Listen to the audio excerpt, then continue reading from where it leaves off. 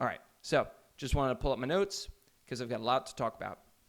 All right, I wanted to quickly define what the learning curve is, because what we're talking about today is ways that you guys can understand the learning process and the entire world that is the learning process, what is encapsulated in that, and then also understand how the learning curve usually goes in sports or learning any skills, and then take advantage of it, and also expect what's going to come and not have negative emotions or make poor decisions when the expected happens, but it was unexpected to you. So the image that I put in the chat will show the learning curve, and just go quickly scroll up in the chat and check that graphic out. That is something that I've actually always referred to in climbing for many people. You've got at the beginning there, down and left, well, first off, we see on the x-axis it's time, and on the y-axis it is experience. So ideally, as time goes by, you get more experienced. But what typically happens is you will, and this is also perceived, right? This is, you're also feeling that you're actually becoming more experienced, possibly more so than you honestly are. That happens a lot in climbing. And one thing I always like to tell people is, V0 climbers, when they start out, or V0 through 5, that's that quick uprise in the beginning on the left. Or maybe let's say like 4. Those people think it's awesome. They know nothing, literally zero, and they act like it. They are such a beginner. Everyone's better than they are at the gym or that they see at the crag, and they have just open, wide eyes. They're going to take any feedback you have and just love it. They don't really have any opinions themselves, or maybe just the beginnings in terms of climbing and especially technical skill, then or training. Then you see that little dip. That's usually like that V4 entering V5. People are getting kind of stumped. It's V5 starts to get hard, holds start to get small, and it really takes a little more commitment. And people will start thinking like, man, like what was I thinking? This is actually so hard. I don't know really what's going on. But then there's that quick ramp up. Some people get stuck, but more often people will ramp right through V6 and 7. And a lot of times those V6, 7 climbers, they've gone through an up, a down, and they start to come back up, and they're really coming back up. And they're gaining new skills. They're learning all these different things that really start at V6 and 7. More technical movement. You really have to be strong. They start to get that power, especially on smaller, worse holds. So a V6, 7 climber, they think they know everything. I've talked and done lessons with a couple of them, and it's amazing how they know something and they know it. And even when they're there for a lesson, you have to be patient and wait for them sometimes to realize, oh, you know what, maybe I don't know it. But then you get the person that's, oh, hey, I get it. That peak, that's the V8 climber. The V8 climber, they are like, they've gotten up there. V8 is where it starts getting real tough, and it's they're also sending really hard boulders, physical, technical, really challenging, things that they looked up to their whole early climbing career. Now they've got that downward spiral after this, that downslope. That's going to be like V9, V10, V11-ish, where you're climbing really hard, but you're learning more and more like, whoa, oh my gosh, wait, I'm getting better, but I really don't know what's going on. I thought I was good, but you get exposed to this next level because the things you're working are either, this is manageable, or no way. That is insane. Yet somehow that's the same grade, or that's just the next little step. Wow. And you just feel really unskilled. Then at the end, it's funny because this graph I usually do a very steep spike downwards again. That bottom there is about V11, V12. And then once you hit V13, you start to kind of know what you're doing again. V14, and I know this is kind of going over a lot of your guys' head, but that 14 and beyond, everyone realizes full on, like, I know actually nothing. Like, I am just a student of the rock. Things are just so beyond. You finally have the understanding at that point. You've learned so much over time because you've been in it for so long. You've gathered all this experience to now be able to understand how much you don't have. Because in the beginning, you see what you don't have, and you're very wondrous, but you don't know exactly what it is you don't have because you don't know what you don't know. But somebody that gets, the further you go, the more you understand of what you don't know and what you don't have. And the learning curve is always going to be trying to challenge you in two ways. And that's going to be physically and technically, and we'll also call it mentally. But mentally, we're going to kind of save for a separate conversation after I address what we're really talking about with learning with the body. Because we're right now we're talking about physical prowess on the climbing wall. So I'm just going to get right into exactly what we're talking about with skill learning and strength learning, because those are the two things. Yes, we're, of course, strategically, tactfully, we are constantly learning. That stuff is usually going to be just solely experience-based. You know, once you've had the experience and you've been taught it, you just learn it, right? You've been told, like in this webinar, if I were to teach you a lesson, maybe just today is enough, or multiple times, your brain can hear it and then retain it, especially if you regurgitate it or use it. But if you're just going to do one thing one time on the wall physically, or do one exercise one time on the wall physically, or even just a few times, that's going to go away. That's not going to become anything. That's not going to stay. So the learning curve that we're trying to really address here and master is the physical, and yes, the mental will run alongside it. But the things that we're really looking at here are neurological adaptations versus muscular adaptations. So you've got these neurons that are constantly going off in your body, controlling every little thing you do. That's that brain through the spinal cord going to everything. So when we're talking about these neural adaptations, they respond to every single stimulus that you give them. So we're looking at this system, and we know that every single movement, every single micro adjustment that we do down to the tiniest little detail is being controlled by these neural pathways.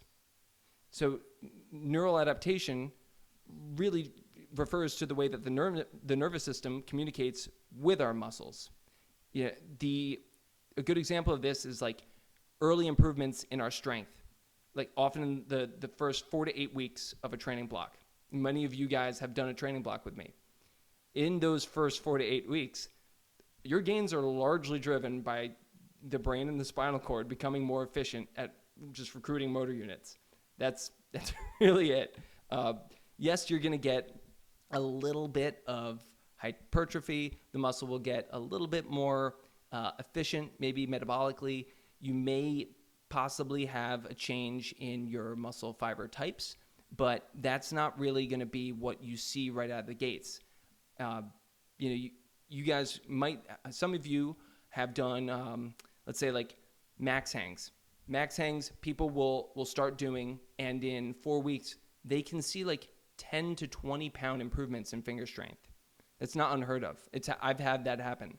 And we know that science knows that the muscle, and especially the tendons, are not improving by that much, not even close. The tendons may be able to, and these are based off of studies that I've read on climbers specifically, look this up, 2 pounds of added force per month in your tendons. That's why hangboarding is called a long game. It's because, one, if you stop doing it, those neurological pathways, they will wane, okay? So they'll turn off. Just like if you've ever taken a week off from climbing and then you come back and you start worrying, you think, oh my God, I've lost it all. I suck today. I'm so slow. My fingers feel weak. It is inefficient for your body to stay neurologically active in a way that is not going to be beneficial to the actions that you're doing And if your body has to supply those neurons with energy and direct, attention there, it's not directing attention to other things it's doing. So it's always going to try to turn off what's not being used to be efficient. So when you come back, it comes back right away. It's fast. If it's known it, it'll know it again, and it will learn it quickly. But the muscles, they take a lot more. Yeah, that's why, it requires sustained overload, progressive training, recovery, very adequate recovery over months and years to really see those types of adaptations that you would see in the short term for neurological development. But we need both of them.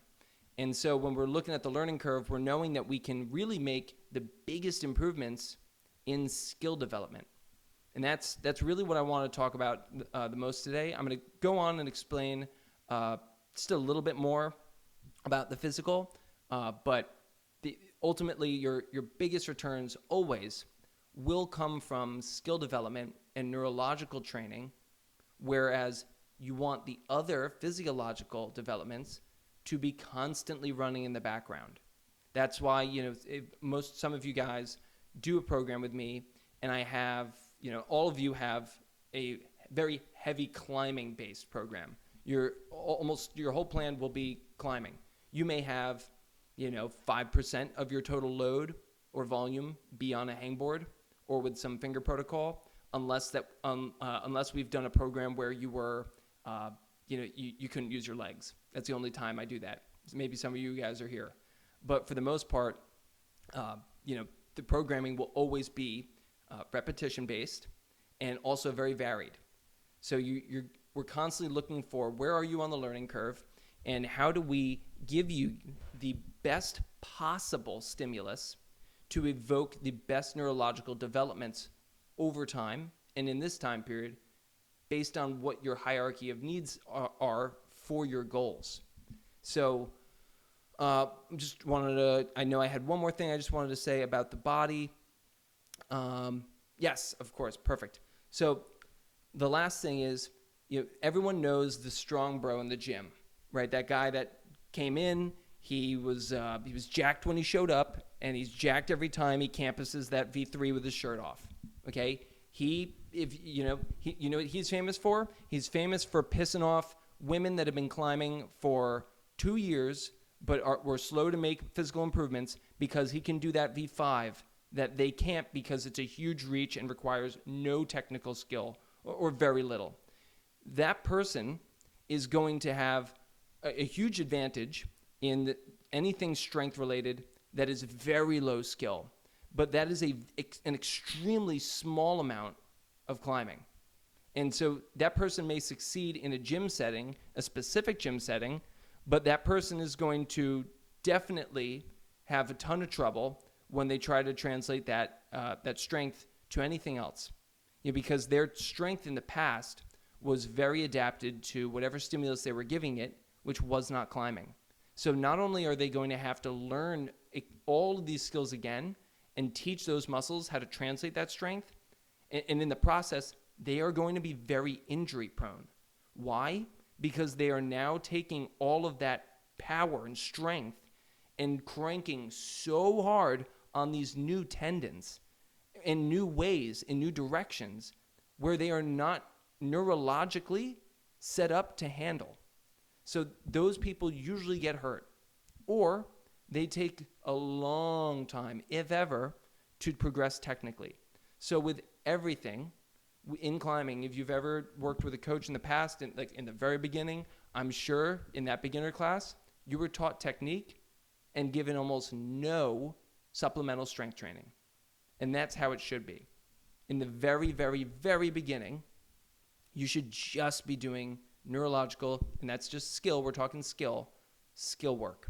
So that is putting your body in a position where it needs to innervate muscles in a specific way at a specific time, all in harmony, all in coordination, to create a position and move dynamically from one position to the next, all while locking your toes down, squeezing fingers.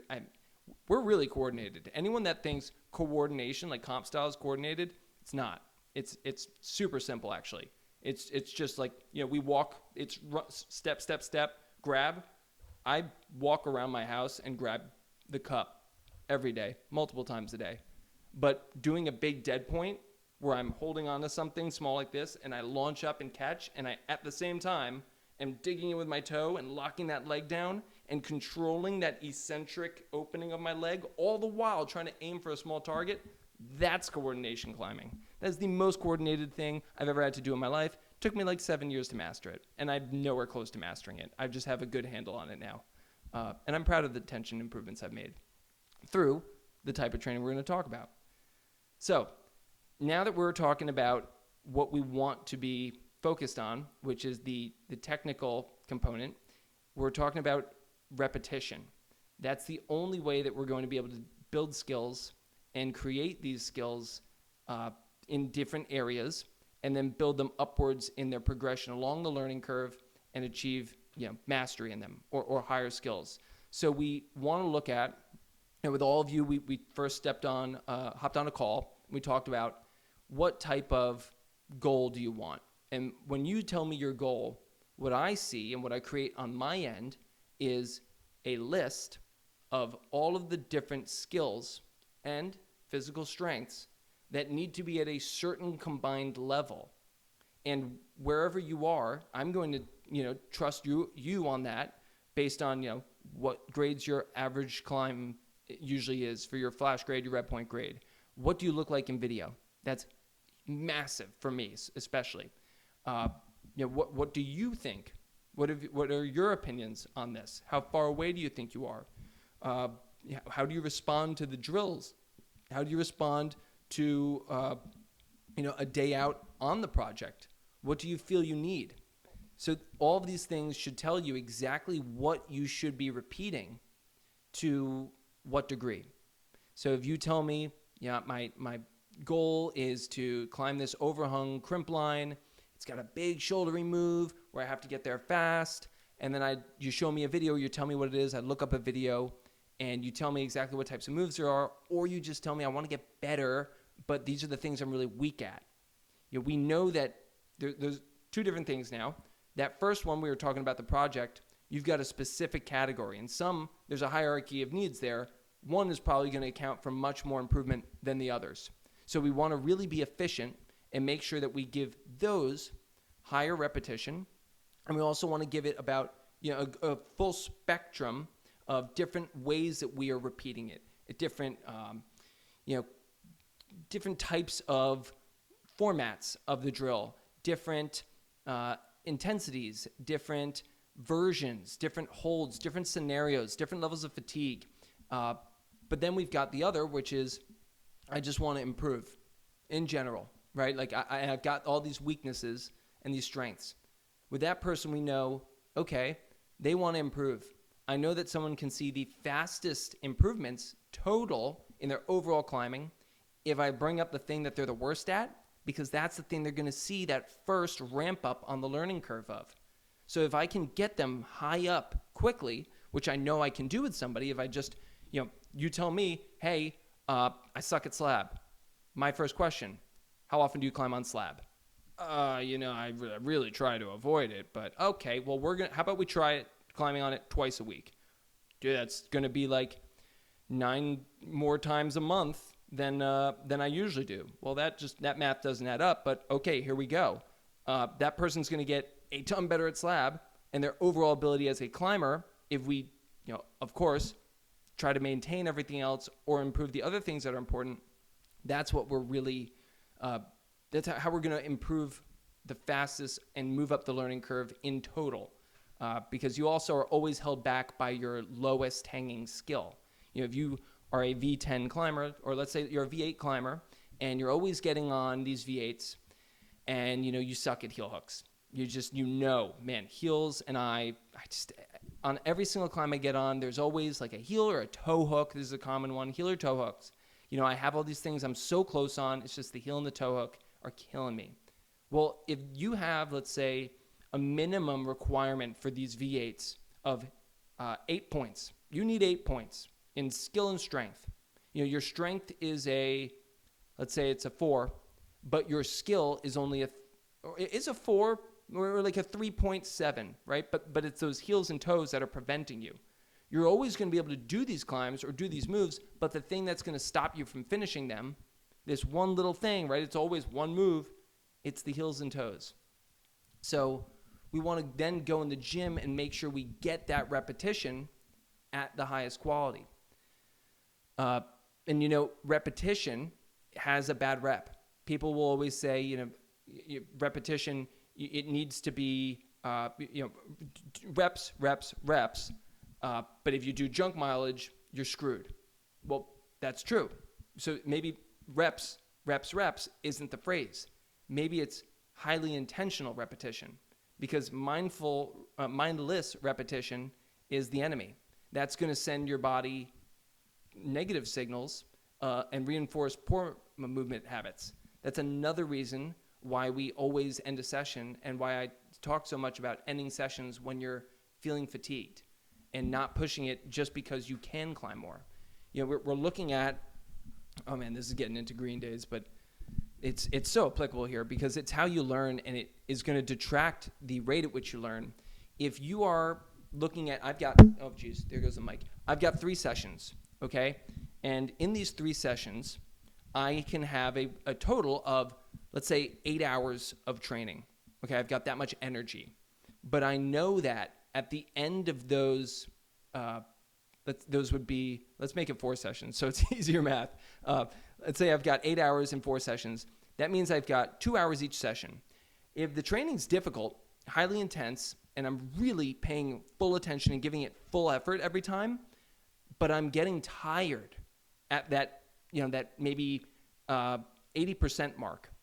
So at about, let's keep it simple again. I can't do this math. An hour and a half, okay? An hour and a half is a perfect example. So what I'm doing is I'm getting an hour and a half of great training, and then I'm doing 30 more minutes of training.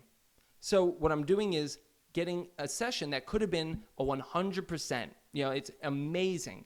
But instead, I'm turning that session into an 80 or a 90% because I did 30 minutes of kind of crap climbing where I definitely wasn't on it with my technique.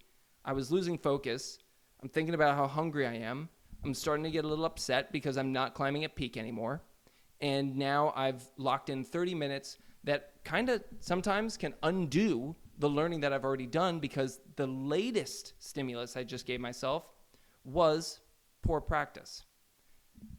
But the real whammy here is that those 30 minutes now added extra fatigue and much more than the other 30 minutes did because I was already tired.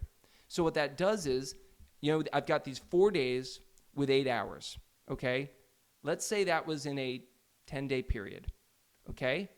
That's because I was spacing these sessions out because I've been doing an 80 or 90% effective day for 2 hours, okay? Now that's 8 hours. But what if I was smarter here and I always cut that session off at an hour 30? Now if I space them out with 2 days because I did that extra tiring half hour, maybe instead I space them out by 1 day because I'm not as tired. Now that next session is going to be way higher quality because I left it off on a good note and I'm stronger and I'm feeling fresh and psyched. And now, guess what? At the end, when I've done that 4th session, it's only day 7 or day 8. Now I can do another, with all those 30 saved minutes, I can do a 5th session. So not only am I getting better from session to session and getting better results and learning faster, but I'm also learning more and I'm getting more high quality work in. I'm logging more green days, and green days are the best. So that is why it's so important to tame that emotion. That's all it is. It's emotion saying, I bet I can just, one more attempt. Or, it's only 1 or 2 more attempts. I've been so good. This is the worst. I know it's like, it's okay to, treat yourself to a lot of things. But I can't tell you guys how many times I've said when I'm on a roll, when I have such good training momentum going, I'm climbing so well right now. I've been doing such a good job in my training. You know, if the boys want to do one more boulder, come on, I'm not going to be a downer. I'm not going to walk away now. I'm also killing it today. That one more boulder, that 5 more attempts, just makes me a little more fatigued. My fingers are a little achy. Guess what? I've been taking one day on, one day off. That next session where I do that, I'm achy. And guess what? That not only leads to a crap session, leads to a really crap mentality. And that kills your momentum. Momentum is doing the right things the right way, the right amount of times, consistently, and feeling the right way. That's momentum. So if you know that there are things that you do that sabotage your momentum, which is the most powerful force in training by far, then you need to write them down, label them, and avoid doing it again like the plague. Okay, so I'm going to get into a little bit about what makes repetition intentional, because there are different types of focus that you need to bring to each session. Sorry if I'm jumping around really fast from topic to topic. Told you guys I have a lot to talk about. It's all great. Don't worry, this is going to be posted so you can slow it down and watch it later. But the first thing is active focus, and that is when you're not just going through the motions. You're paying attention to exactly how each rep feels. You know, that's where your tension is distributed. How is your toe moving inside of that shoe? What's the optimal timing of your dead point? Okay, that active focus, both when you're on the wall and also when you're off the wall, taking that time to reflect, is everything. Active focus is something that should be a checklist, just like putting chalk on your hands is. When you get on the wall, I bet none of you guys, other than maybe there's some lunatic here that doesn't use chalk. Only little kids that I coach don't use that. I've actually met one adult. I'm so sorry. You're not a lunatic. I just want to know why. But if you get on the wall without putting chalk on, first off, you wouldn't do that, right? It's a habit. It's just a total habit. You know, when I don't do this, it leads to a really poor outcome. I don't get very far. Holding everything's harder. And I want to send, or I want to do the moves, okay? So I know I need to chalk up. There's a real pain point when you don't chalk up. The problem with not focusing, turning focus all the way up, which also is something that people just like don't know that they can do, is, oh, you can actually focus on, you know, there's a trillion checklist boxes that you can just check. I'm going to pay attention to. Of course, the more you know, the more boxes you have, but that's why we do the video work. It's your job to look at the wall, look at what you're doing, watch your video maybe, that helps, and say, okay, what are all the things that I need to focus on before I get back on? Because if you're not building more knowledge from attempt to attempt to attempt to attempt, you're wasting time. It's just like doing a lift at the gym. You know, if you sit down and you're not paying attention to your form and you're just going to go through the motions, you're missing out on so much in terms of output potential, so much in terms of locking in better neurological pathways that are going to be able to fire those units the same way when you go to use it in any action in life or on the climbing wall. This goes for pull-ups, this goes for hangboarding, it goes for everything. Everything has a high level of focus that you can give, and if you know, I've been doing this a long time. I'm constantly amazed at how deeply I can focus, and there are different layers to focus. Another thing you want to pay attention to is the micro adjustments. You know, between each rep, you're trying to evaluate and tweak. You know, what are the things that I'm changing?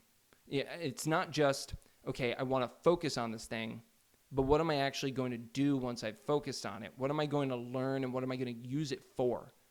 You know, we have so much potential input and so many things that we can change on climbs that if you're only looking for the most obvious, you're missing all the other things. A really good example of this is I used to compete for 13 years. It's actually, I almost instantly got into competitions. There was a comp the first month I started climbing, and I entered it and loved it. I was 13 years old. I think the hardest thing I did was like a tough V1. I still have the video. If you want it, I'll send it to you. It's very funny. I get very psyched, extremely genuine. But when I got a lot better, I would be in open pro competitions, and I would be in a finals. And in finals format, it's on-site. On-site is just like if you've ever watched the World Cups. The athlete walks out, they turn around, and you've got 4 minutes to, 1, read this boulder, and then 2, send it. You've got two things, always. You guys have probably heard me say this if you've come to these before. Whenever you're working a climb, you have 2 different bars moving in opposite directions. 1, how much physical energy you have. Okay, when you start climbing on that boulder number 1, you've got a ton of physical power and strength, energy. You're fired up. You feel amazing. Adrenaline's pumping. This bar down here, all the way at the bottom, that's information. So I have all this strength, but I don't know anything about this climb. The second I turn around, boom, I lock eyes on this climb, I'm presented with an image. I need to see this boulder, and then I need to watch myself instantly climb it. I'm climbing it on the ground. I'm feeling it. I'm doing instantly 3 levels of visualization. I'm feeling exactly what every single hold looks like, and what it feels like, what the move feels like, how distanced are the holds, how hard is that to do, what is the depth and trajectory I need to do that coordination move. When I hit that pinch, where am I locking? How far are they? Is that a drop knee? Is that an open hip position? Okay, I've got it all figured out. I've rehearsed it. Maybe, to be honest with you guys, I used to run about 10 laps on the boulder before I even did it. I always told my kids, when you see me flash a boulder in a competition, that's my 11th attempt. That is not my first try. That is my 11th attempt, and that's why it looks so clean and so rehearsed, because I went over it. I was so focused on all of the details. And that's, again, the more you know.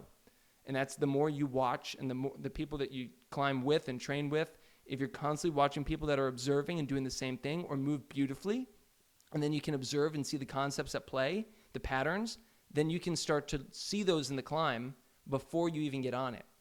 But now here's the important part, is what I've been trying to get to, is now let's say I've tried this boulder, okay? I'm almost always going to have one thing that's a little different than what I imagined. And of course, I plan for that. I have a plan A and a plan B, but sometimes there's a C or a D that I didn't see, okay? And when I come down, I'm now tired, okay? I just was trying my hardest on the wall. Now I've got less time, so I have to calm down. I can't worry about the time. I have to be strategic, rest just enough, and I can't just sit here and rest. I just received so much information. I need to process that, and then I need to use that for my next attempt. What happened? Okay, I hit that left hand as I was coming across. I hit it. I swung out. My body opened. I swung back in, and I just lost the left hand. Okay, I'm not just thinking about that move either. I'm thinking about the beginning. I did 2 moves to get there. By the time I got there, I know that took me about 15 seconds. What happened? Did I second guess a step? Did I switch feet maybe a little early? Did I switch feet and then switch back? Did I just move slowly? What can I do so that when I get to that move, that energy bar isn't down here next time? It's here. It came down a little bit lower. So I'm going to do that more efficiently. Then I'm looking at that move. Okay, where was my foot on the volume when I launched? When I hit that hand, did I get it right? I couldn't see it. What can I see? Okay, when I hit it, I know that I barn doored. Okay, so I know that in order to prevent a barn door, I need to close my body. A barn door that's closing can't be opened. By the way, write that down. If you're ever climbing and you barn door, literally just turn against it preemptively before you start to swing. You won't barn door. Now, I give it another attempt, and I repeat this over and over. The person who lets their minds wander or get stuck on the fact that, and this is why coaching comp climbers is, 1, so much fun, and it's a never-ending quest, and it's also extremely challenging, and why being a comp climber yourself is extremely challenging. Because I just fell on that climb. Guess what? My friend Matt, that's in finals, he didn't. He went before me. I heard him go out. I didn't hear any attempts before I heard everyone cheer. He came right back in. I know Matt did it first try. And this might happen to you at your gym. Your friend did the boulder that you're working first try. Or that person over there, just walked your climb. They just made it look so easy, but you're projecting it. Or you're running laps on it, and they made it look a lot easier than you are. Guess what? That thought of Matt flashing that climb, that's not helping me.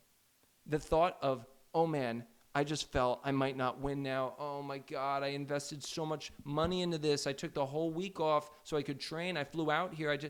That does not help me at all. That's not focus. That is me getting extremely emotional and distracted. What should I be saying? I'm looking for all the things I can right now. Okay, this thing, that thing. I can do this. I know I can do this. Because reality is I can. If I can focus, I'm going to get to the point where I can beat Matt today.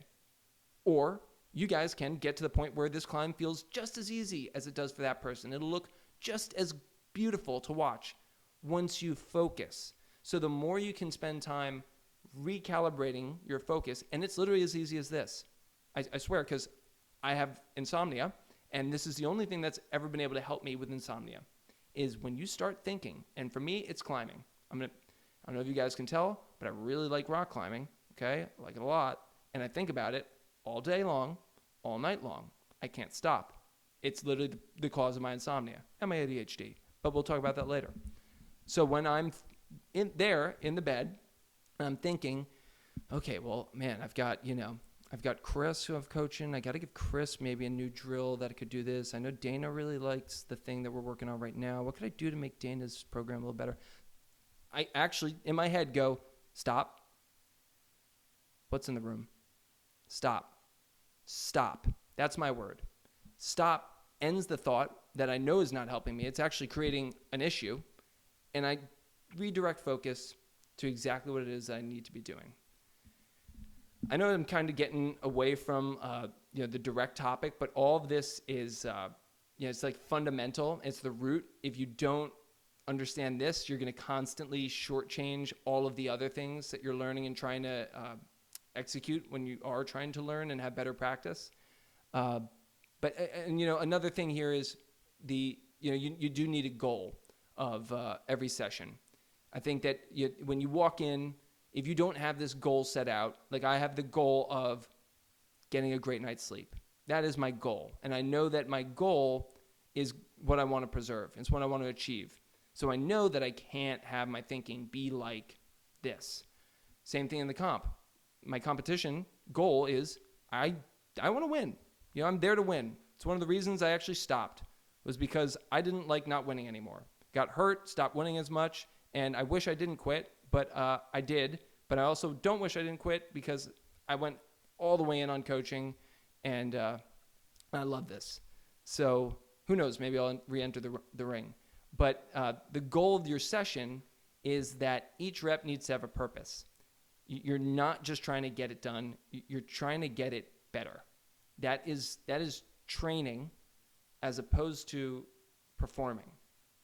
However, for me, in the case of the competition, that performing actually was improving.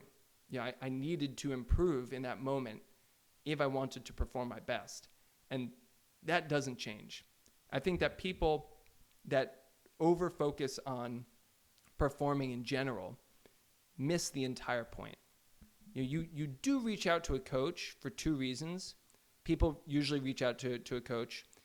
And you guys that are all here truly do want to get better.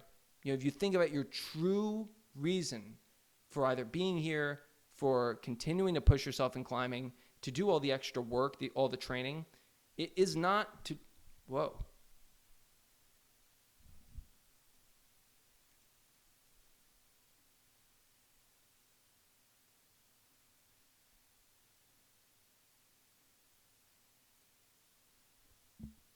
No idea what just happened there. Can everyone hear me?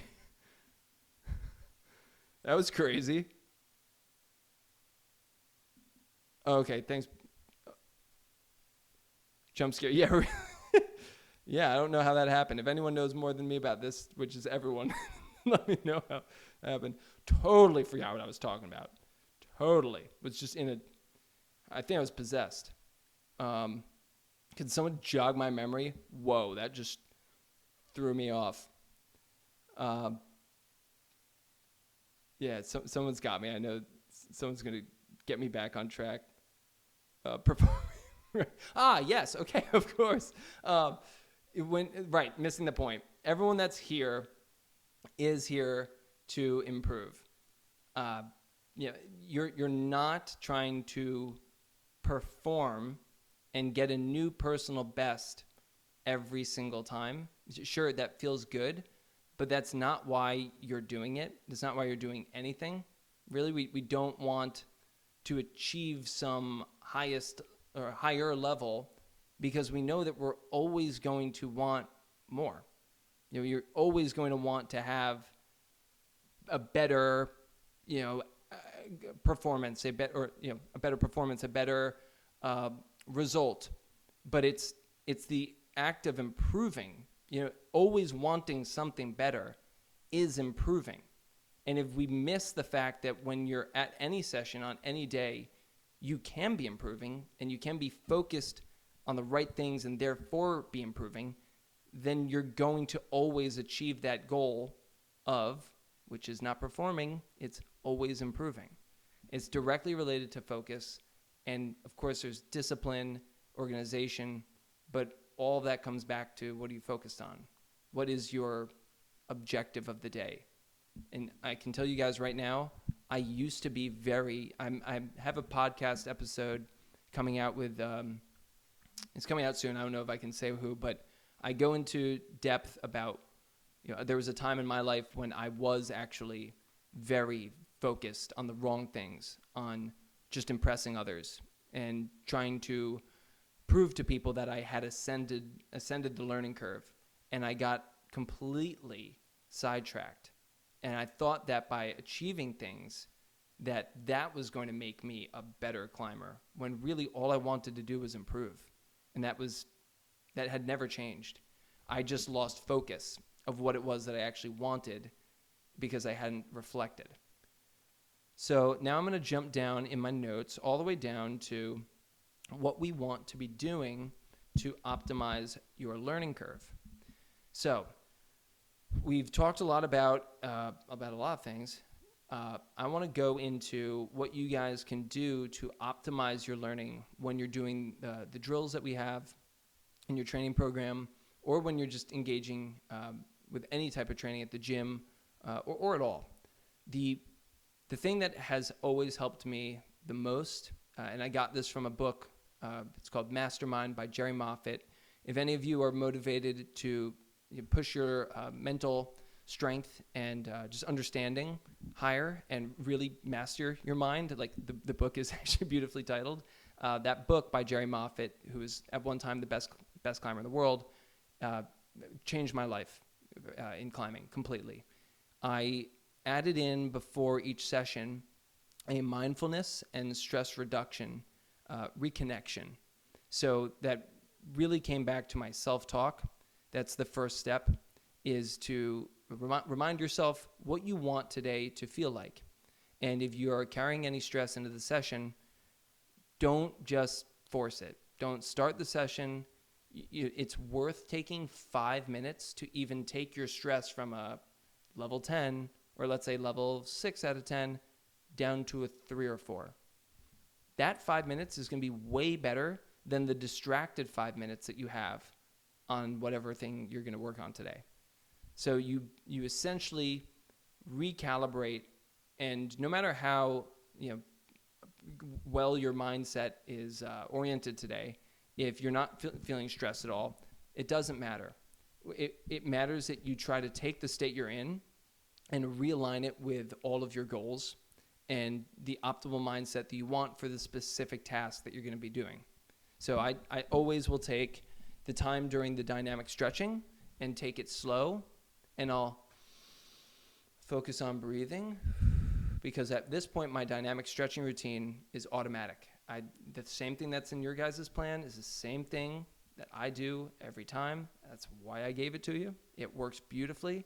And I use that time to meditate and reconnect with my thoughts and relax and try to repeat the self-talk that I want to hear while I'm on the wall and reinforce the fact that I am a very skilled climber who prides themselves on, and therefore, I'm sure I'm going to just go into a quick example that I tell a lot of people that I think you guys can always kind of anchor your days to, whether it's happening or not, and can also use as an opportunity to see better performance and better quality practice, is when I am climbing around people that are looking at me and admiring my climbing, that sends the message to me that my climbing is worth admiring and that I am putting on a beautiful show that people want to see. And when I feel that I'm skilled and strong and talented, I reflect that in my movement because my self-talk in my head starts repeating that, wow, you are, to these people, you are, and then list all the things that I must be good at. What is this climb asking of me? So whenever you step on the wall, it's kind of like the old trick, if you got a bad night's sleep, just tell people that you got a great night's sleep and your brain will start to believe it. There are actually studies that prove that this works. It's the same thing with when you're climbing. If you, when you're warming up, tell yourself, quite literally, you can say it out loud to a friend. I do this all the time. Every session, when you can ask all my friends from high exposure or whoever I'm climbing with, I'm always in a fun-loving and like excited tone saying what I'm feeling like is on fire today. Man, I'm feeling so strong. My footwork is feeling so good. My tension. It just helps me perform the way that I feel that I want to. Practice, not perform. Perform in the terms of displaying skills in front of others. Now, this also ties into the next point, which is setting up the optimal situation for yourself by climbing with others who motivate you and that you can learn from, or people that just make you feel good. I like to organize my sessions. This is something that I've told people many times, is that, and in podcasts I say it all the time, is that when I'm about to have a session, if I know I've got one coming up, this coming, let's say today's Monday, I already have my sessions planned out for the next week. I am sessioning with my friend Tyler on Wednesday. I have plans to session with my friend Alan on Saturday, and I have plans to session with my friend Max on we're going to go out either Monday, Tuesday, or Wednesday. And all those people, I love those guys. They climb just as hard as I do, and we all have specific skills and strengths, and I learn something from them. They learn something from me. We always laugh. We have a great time, and I always climb very well when I'm with them. Therefore, I'm locking in 3 days where I'm going to be in a great mood. I'm going to be highly focused. I'm going to be pushed, and we're also going to be getting on something that we're both going to be learning on, and we're both going to be sharing more information. So simply by reaching out to people and organizing your session early, you can ensure that I know I'm going to be a little more focused and I'm going to be in the correct headspace. Just like when you're at, we all know this situation, when you walk into the gym and either at the new set or at the board, there's that person that just does not make you feel good. It may not be the worst idea to avoid that situation today if you're not open to changing the way that you feel about that person or reconciling that difference. Man, I'm realizing now that, wow, it has already been an hour. I'm fully running out of time. I have so much more that I want to talk about. Maybe I will carry this into the next one. I just don't want to not get into the questions because I know you guys have been here for a while and been hanging out, and I don't want it to run too long. Let's take actually a quick question break. If we get to the point where no one has any more questions, I'll dive back into my list. Sorry also for the hard cutoff there. I just saw that it's already 8 o'clock. Okay, Ben. Answer later. I have to cover sports, so I will listen to... Okay, but on the last Q&A, someone asked about doing some of the workouts in the morning and then climbing in the afternoon. In a perfect world, do them in the right order, but if we can't manage them, doing them with our time or schedule conflicts, what would you say would be the best things to do to make sure you've covered or are fueled for the later session the best I can? That's a great question. So, oh man, this is kind of nuanced because it does depend on what you did in the first session and what you're doing in the latter session. Let's pretend this is a very typical situation in which you guys have, almost always you'll have your climbing and then you'll have your supplemental training later that day. So let's say you did the climbing in the morning and you have your supplemental session later at night or later in the day. Ideally, they're spaced out by 4 to 6 hours. That can allow you to, you'll let the tendons kind of go back to their natural state. You're going to let the body recover a bit. The CNS can recover. You'll have time to also, if it was an intense climbing session, usually this is not true because we don't go that hard, but recover your basically your sugars in your bloodstream, glucose and glycogen in the muscles, although that is a thing, but usually with longer sessions that are much more intense. The best thing to do to make sure that you're recovered, eat food, get your carbs back, rest, maybe do a little bit of active recovery, and drink water, and make sure that you're going to warm up thoroughly again. 100%. That is something I cannot stress enough. Okay. Ooh, Emily, good question. How in-depth do you visualize for your warm-up problems? This is free improvements. Warm-ups. The reason that you guys all have a technical focus in your warm-ups that changes daily, you rotate through them, is so that you have to stop, look, and visualize the climb. You can't just get on it when you have to look for the climb that will lend itself best to this technical focus point. I like to visualize my warm-up boulders as many times as I need to, so that I know when I hop on it, it's going to feel good. Personal preference, I hate getting on a climb and not knowing exactly what I'm going to do for every single move. I won't get on the wall. I will look at it, read it, look at it, read it, look at it, read it. The person that does this, okay, you have, little tangent, but so important, it's unbelievable how important this is. You have in the next, let's say we're all going to climb for 50 more years. Okay? In 50 years, let's say we're going to get on 100 different boulders a year. That's just not true, probably more, but maybe, okay? That's going to be 5,000 different boulder problems in our life, okay? 5,000. Now, that is if I visualize them and I send them quickly in the amount of time that it should take me, based on what I can visually interpret and learn without spending any of my energy, right? This is my energy bar every day. I walk in with 100 energy tokens, let's say, okay? If I have to spend on every climb, even my warm-up, because how many times do you fall on warm-ups? Even that, I do 3 moves, foot slips, oops, I wasn't paying attention, or, oh man, I didn't see that holdout right. How many times that happen per year? For some, it may be, 5 or 6. Others, maybe 50 or 60.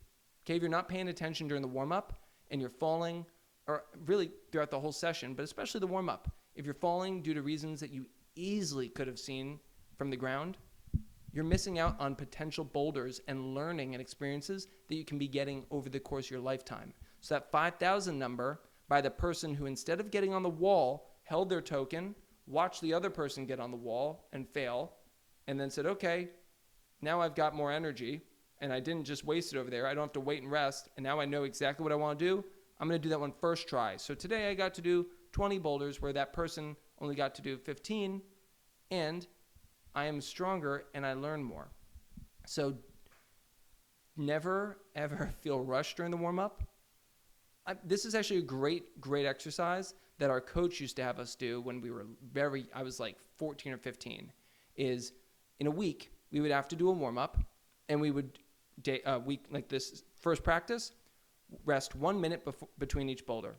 Next practice, we're resting 2 minutes between each boulder. Next practice, 3 minutes between each boulder. When I was 15 years old, or 14, I forget, that was torture. 3 minutes was literal torture. Now, during my warm-ups, sometimes I rest 5 or 6 minutes because I know, even if it's a V5, I'm not getting cold. I'm walking around. V5, I can probably do a V5 right now and then do another one 30 seconds later, and I'd feel good. I'd feel fine. But I'm going to rest and wait and learn and absorb everything. And I'm going to make sure that I get that first try very efficiently. Not so that, it cost me only 2 tokens because it was a 5 and that's, about middle of my boulder ladder. But I want that V5 to cost me 1.5 tokens. That's it. I don't want to pay any more than I have to. And even on something that's easier for me, I can still pay less. Okay. Do you have any writing or recording on your thoughts or just focus on visualization? Ooh, Ian, great question. I will always record and write down. I vocally record when I go outside and I'm working on a project and I have to come back. I actually use a video and talk and point. It's basically like cheating when you come back to a boulder, because I, in the past, have come back and been like, I watched my video of me climbing it. I know everything. I've got all the details. And then I forget the 2 little micro things that made a huge difference. So now I don't take any chances. I don't really do that inside, mainly because I don't really project to that level of detail with like small crystals or small little. I should, I actually could do this. More so, I write down notes in my journal about the more basic things, or I'll. I don't know why I don't do that with indoor projects. I should start doing that. It's a good idea, Ian. But yeah, I write things down in my journal every single session about the project and take pretty diligent notes on what occurred and what I felt, and not really what I visualized, but more so what I experienced and what I want to remember and what happened. I just like collecting data. Ooh, tips for consistency. Tyler, you're going to have to tell me a little bit more about that. What about consistency? Tips for staying consistent? Oh, man, bug. Sorry for all you bug. Oh, man. I've got this bug zapper. I've been practicing how to turn it on and zap. Oh, sorry. That's the ADHD. I'm going to let him live for now. Okay. I'm back. Yeah, tips for consistency. What about consistency? Okay, here we go. Emily, sometimes when I visualize harder climbs, I have blurry, uncertain sections. I can't really feel to the detail I want. I can make plan A, B, etc., but sometimes still not completely sure what I want to do before I hop on. Do you have any tips in those situations? Yes, Emily, absolutely. Rehearse. There's an old, if you go back on my Instagram, I use this reference all the time. I had Tri-State champions. It was the Tri-State championship when I was in my prime, and I was feeling amazing, and I had done the first 3 boulders. I needed to flash the last boulder to win.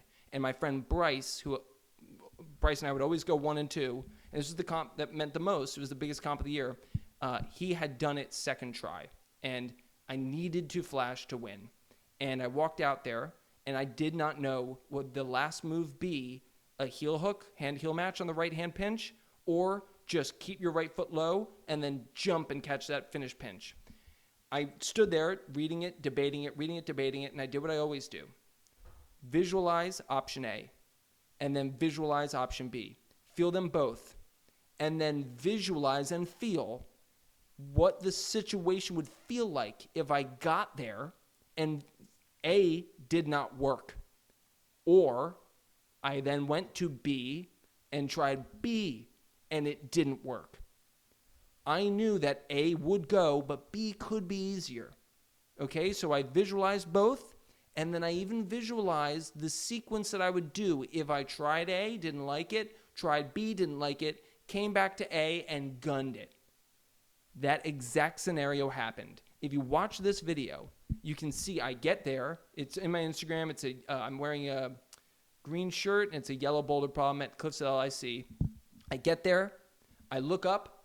I go, I'm not jumping for that thing. That's high risk. I go to place the heel and go immediately. I don't even put the heel on. My heel goes to land on the hold. I go, nope, that's not it. Put my foot back on. I don't think I waited for half a second and just immediately gunned it. And not only did I jump right, I didn't jump right hand.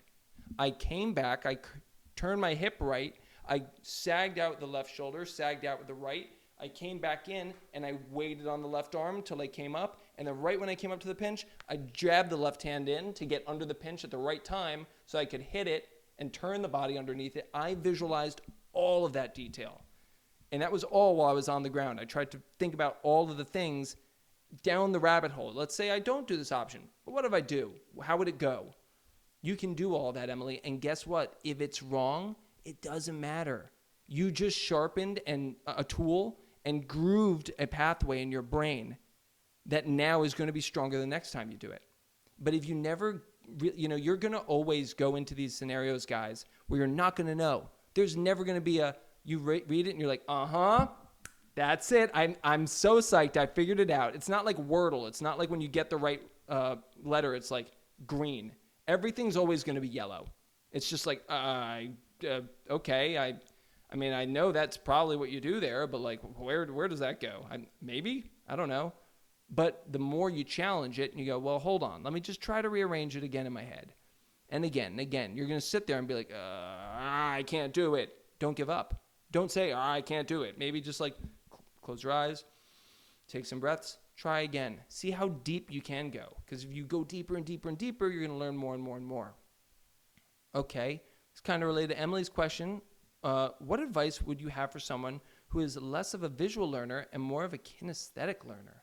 Ooh, that is good, Dana. Well, what you could do is take that idea that you have on the wall and then move over to a board or somewhere else on the wall where you see that similar type of move.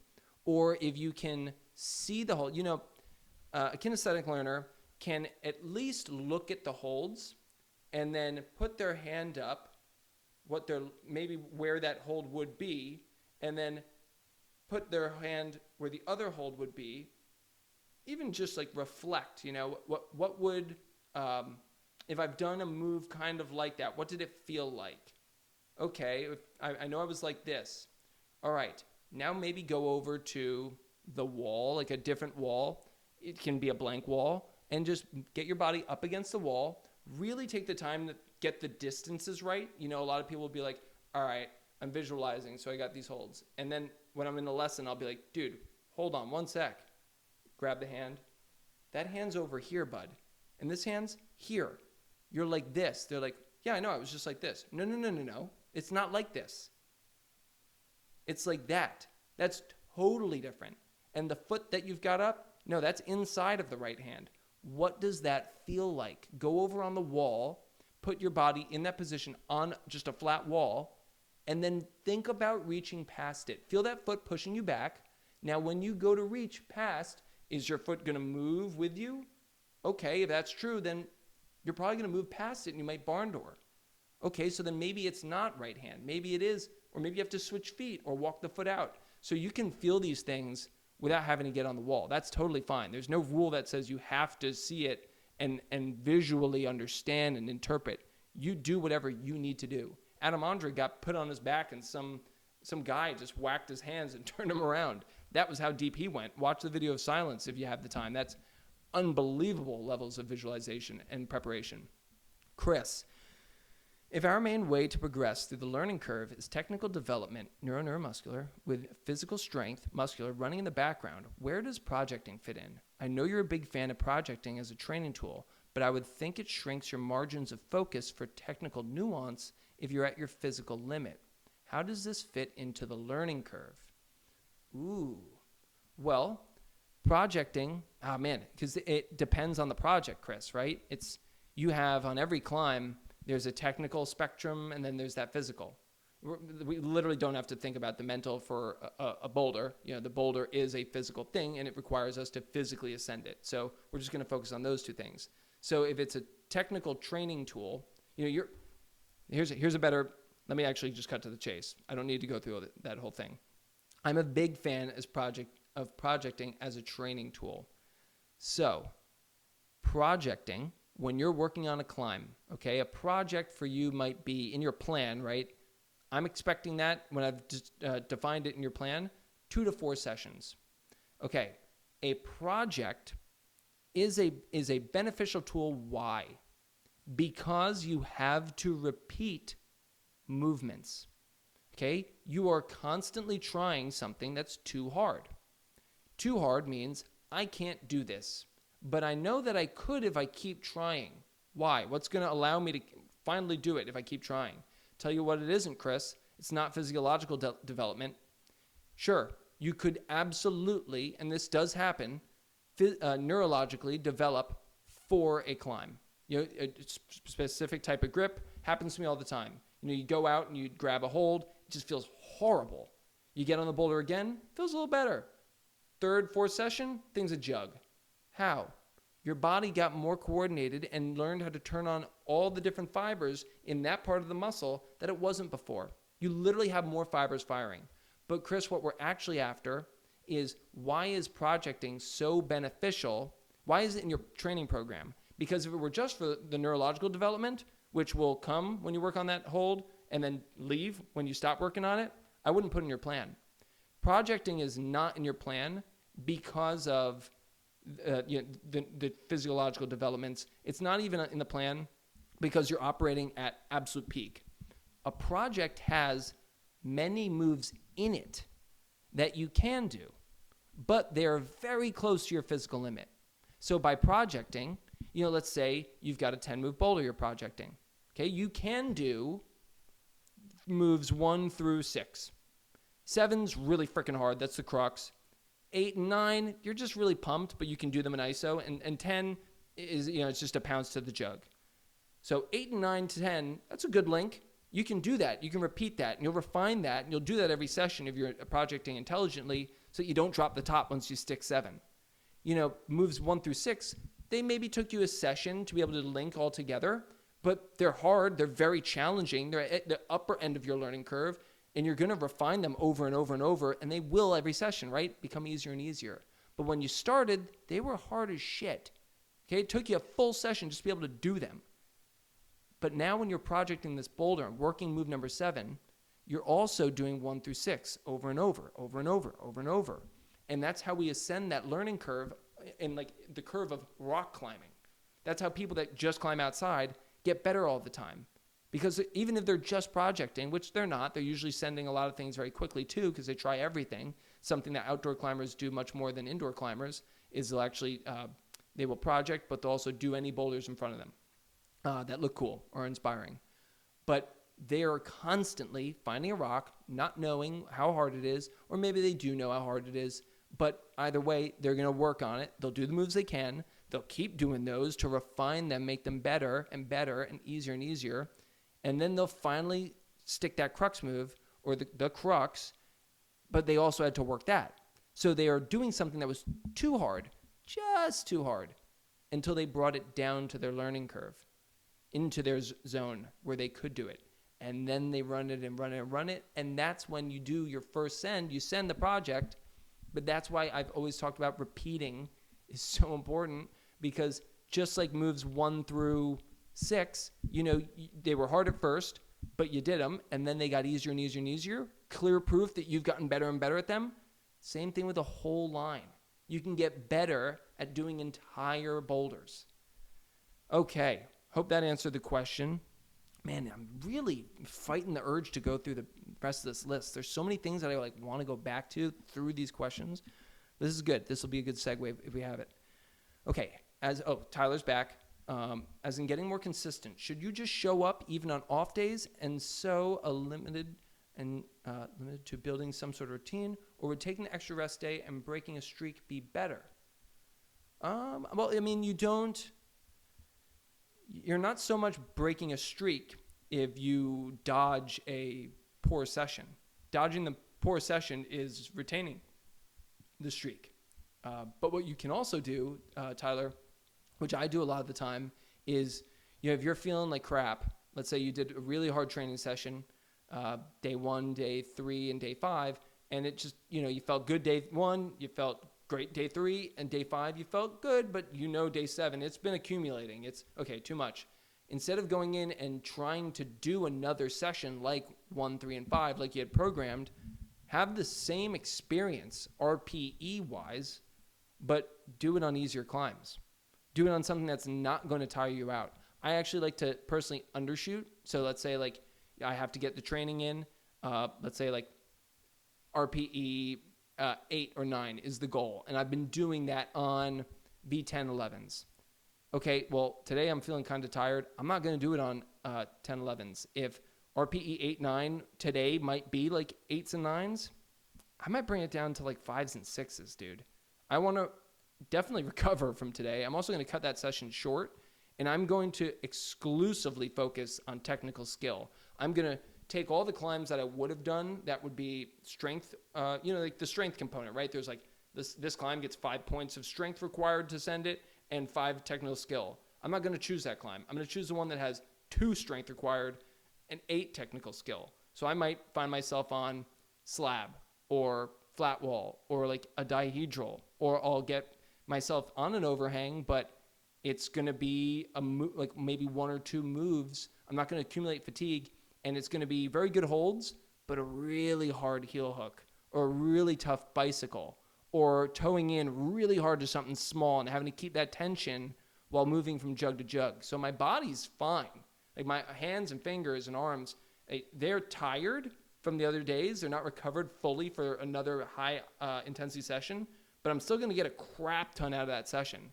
And that's how you keep the momentum and keep the rhythm, because now you come back more skilled, because odds are you weren't paying that much attention because you didn't have to, because the technical component wasn't as high. It wasn't nothing, but it wasn't as high. And now you are recovered.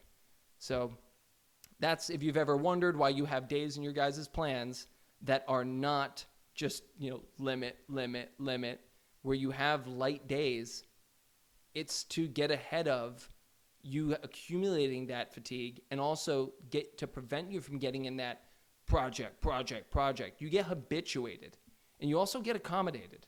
You can't keep doing the same things and then expect, the same type of momentum and developments that you experience in the beginning of the learning curve. It's also why we change things up every 9 weeks, because you have to. Okay. Do you think someone with a good level of finger strength to begin with relative to body weight, 90% plus body weight, one arm hang on a 20 millimeter, one trying occasionally, but that hasn't done specific finger training, like say max hangs, would be likely to see some gains more than that of the physical adaptation would suggest when beginning to do specific training? Like you mentioned, with a beginner generally seeing some quick progression.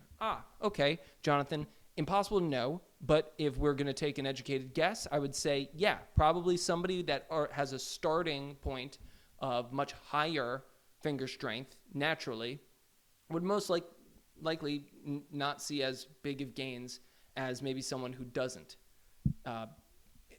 I'm just going based off of what science usually suggests in this realm for sports, which is that person had nurturing in their life at some point that developed that skill in this very similar way. So, this person, if it's you, Jonathan, we don't know if maybe you did jujitsu, or you used to climb the trees in your yard, or you used to lift weights, but the way that you'd grab one of the weights you'd use would heavily load your finger in a half crimp.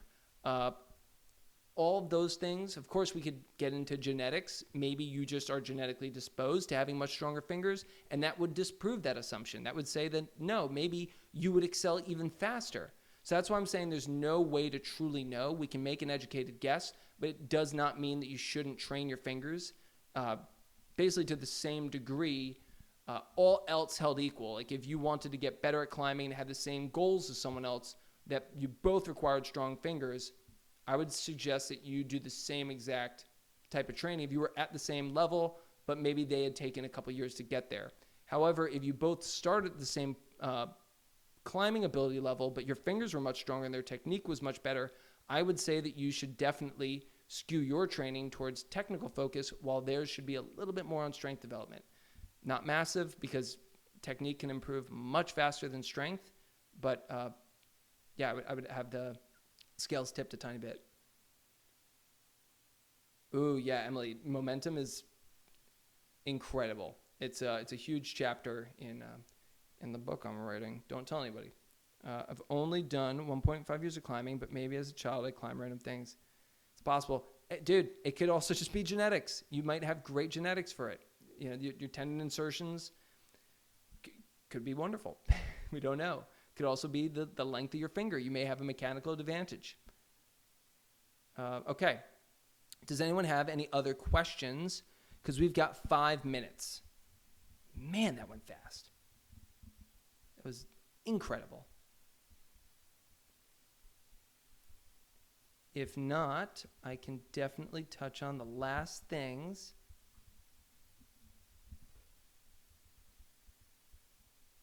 Oh, Jonathan, you're asking pure gold. Thank you so much for coming. If anyone else has some pure gold, you guys are literally, all these questions are phenomenal, and you're all doing each other a huge favor. Okay. Okay. Cool.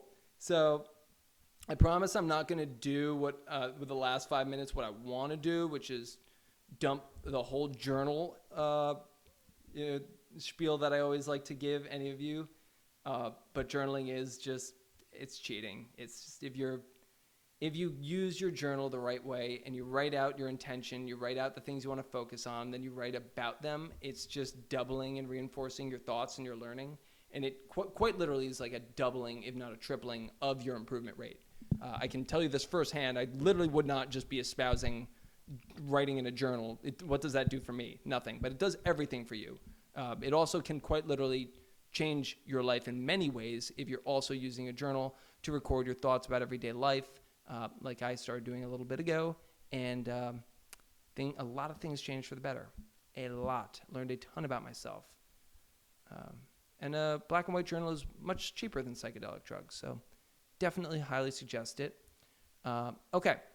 Last few points are to improve your learning curve. I'm not going to go into depth on these guys. I'm just going to tap on them because I've got 3 minutes and I just want to present them. I can save these for next time, I promise. But it's take and watch videos of yourselves, please, especially when it feels awkward. Especially then. If you're at the gym and there's a lot of people, guess what? If you don't want to record yourself, I bet you're distracted as you know what I'm talking about. You are not thinking about yourself climbing well. You are not tuned in.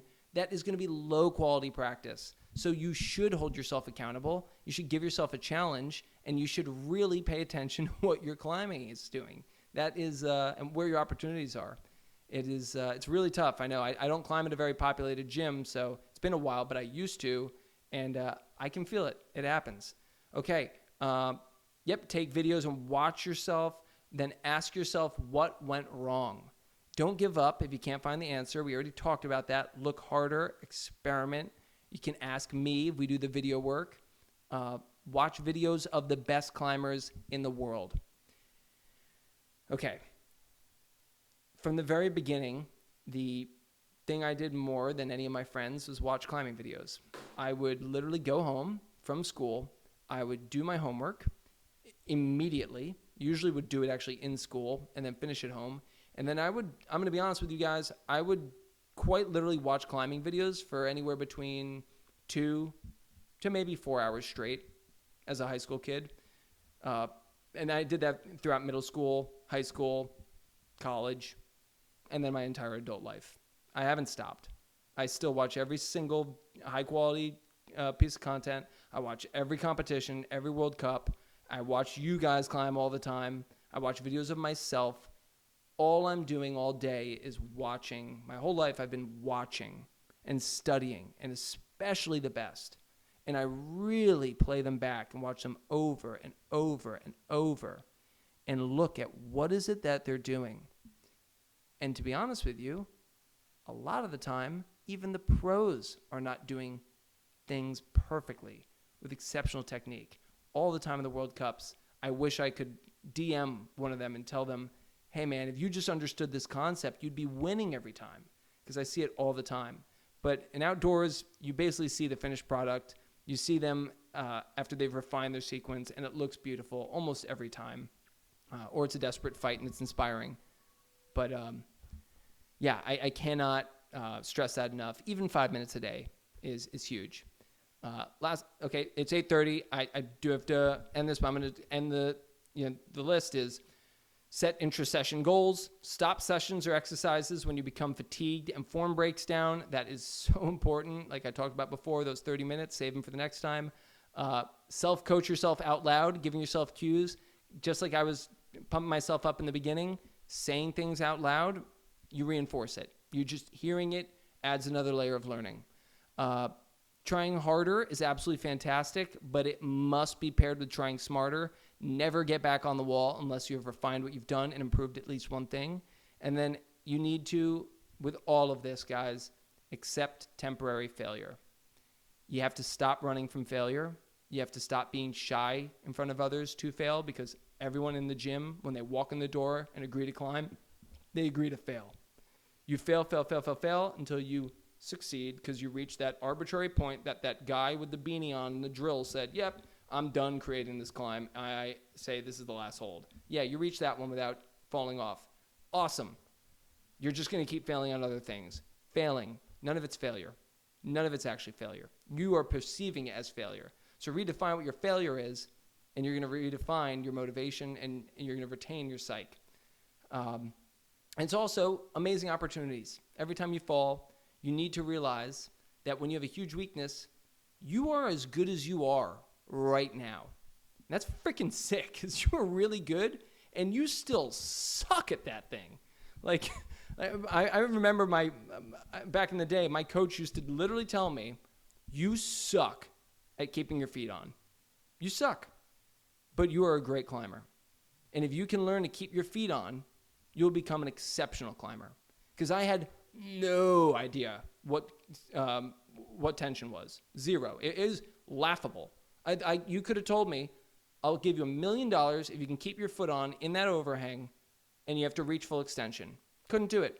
The leg would just float right off. I didn't know how to innervate those muscles in my legs. Didn't know how to contract any of them. So if you can focus on the thing that you're the worst at and know that that's your biggest superpower, it's not your weakness, it is your superpower, because it is your greatest source of opportunity, then you're going to change the way you approach the day and change the way that you improve. All right, guys, thank you so much for coming. This was awesome. Again, fantastic questions. This little bug is back. I'm going to have to take him out back. And I will hopefully see you guys in 2 weeks. And if you guys invite your friends, I've made a pledge. Once we get 50 avid audience members in this Discord, I'm going to take this thing up to every week. And I'm psyched. I'm hopefully soon going to be able to get this to the point where we can have some moderators that can also present topics, which will be cool, and take this thing in some really cool directions. So thank you guys for coming out, and really seriously, thank you for supporting me.